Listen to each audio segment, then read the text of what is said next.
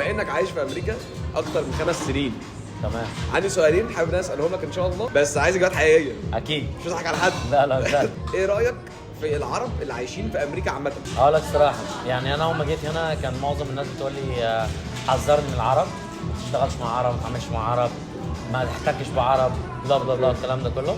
بس انا اكلمك بصراحه على المستوى الشخصي، الاكسبيرينس بتاعتي حلوه جدا مع العرب، كاصدقاء، كحاجات كتير يعني اتعاملت في المسجد.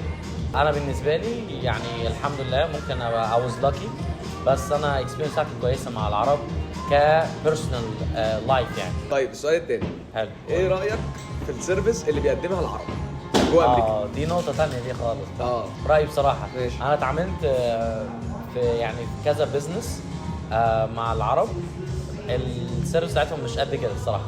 يعني أنا شايف بما إن إحنا في أمريكا، فأنت بتقارن نفسك بالكومبيتيشن، يعني تشوف ده بيقدم سيرفيس إيه وده بيقدم سيرفيس إيه. أسوأ حاجة ممكن تاخدها كسيرفيس من العرب للأسف. انت بقالك 5 سنين في البلد، حلو. لو الزمن رجع بيك تسافر تاني ولا لا؟ لا أسافر تاني. طب هل انت ندمان انت سافرت من 5 سنين مش من 10 سنين؟ ممكن. بس لو انا كنت من 10 سنين كان ينفع ان انا اسافر. شرفنا بمعرفتك وشكرا على المعلومات المهمه جدا دي. شكرا. ويا رب يكون الناس استفادت يا ريت. ان شاء الله. See you guys. السلام عليكم. مع السلامة.